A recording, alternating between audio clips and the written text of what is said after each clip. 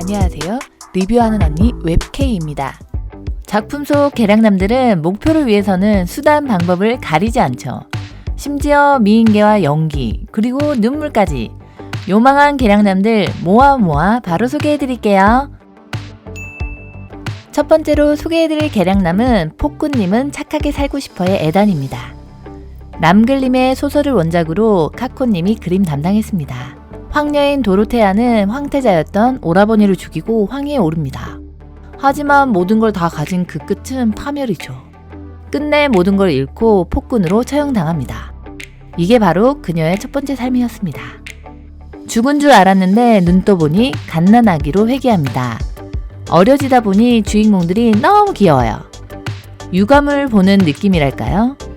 여주는 이번 생엔 황위 이런 거엔 욕심내지 않고 착하게 살기로 마음 먹습니다. 브론테 공작가의 서자인 에단, 은빛 헤어에 제국 최고의 미모로 서자지만 인기 최고입니다.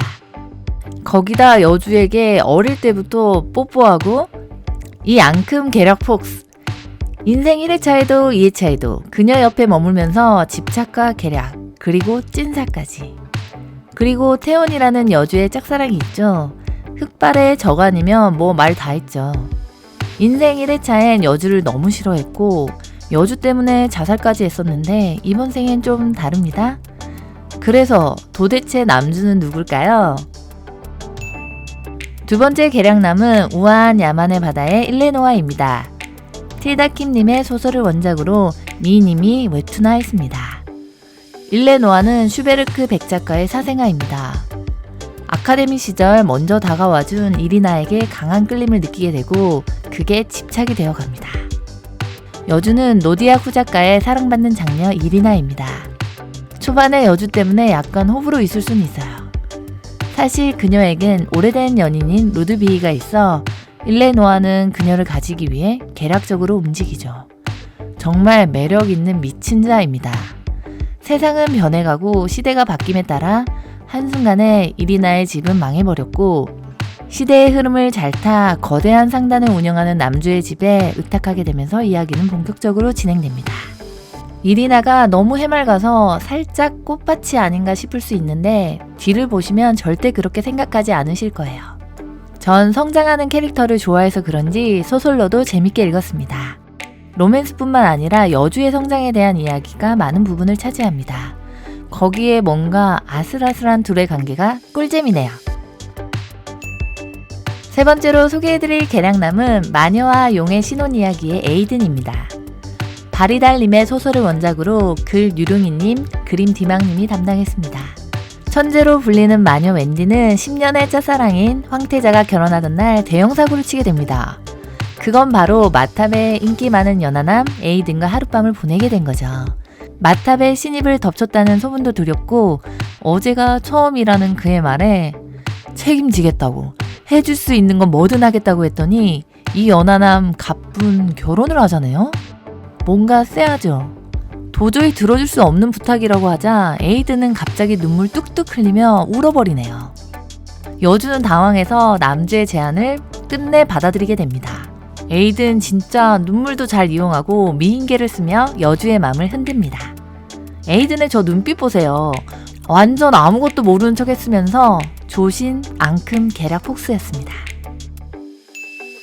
네 번째 계량남은 신데렐라는 내가 아니었대의 세시오입니다.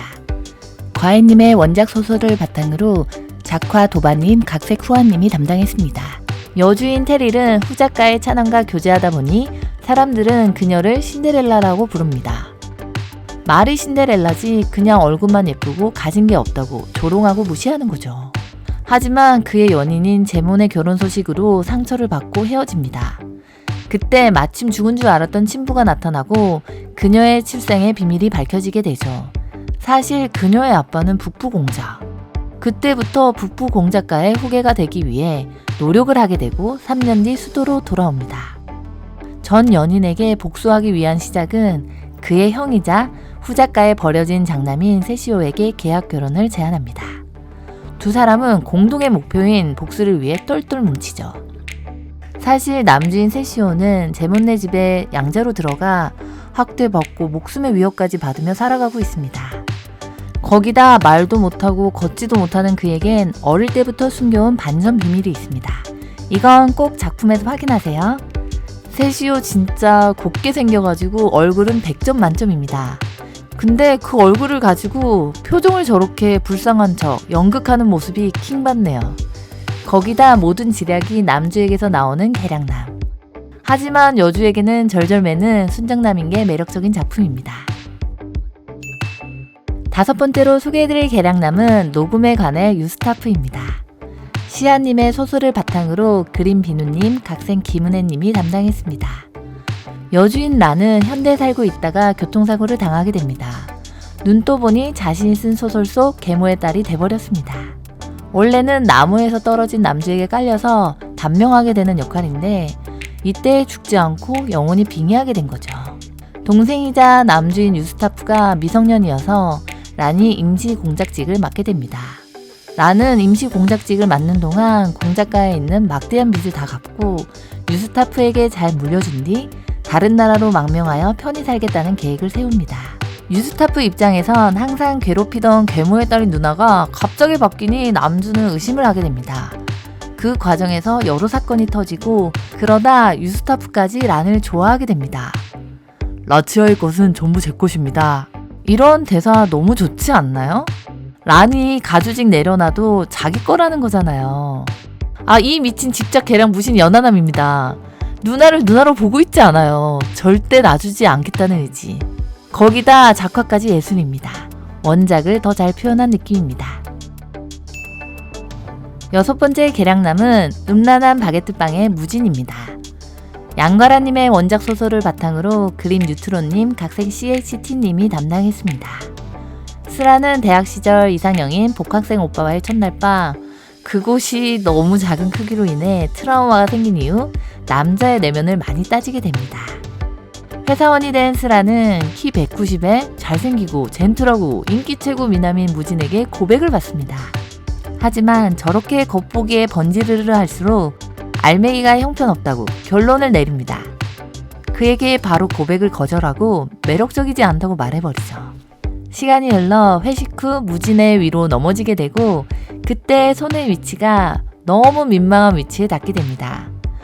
네, 바로 제목에 나오는 그 바게트입니다.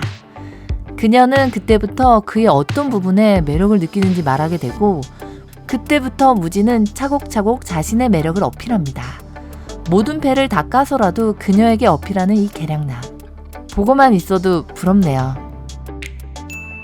오늘 소개해드린 작품들 재밌게 보셨나요? 관련 좌표 바로 아래 써두었습니다. 바로 보러 가세요. 구독과 좋아요, 댓글을 남겨주시면 웹K에겐 큰 힘이 됩니다. 시청해주셔서 감사합니다.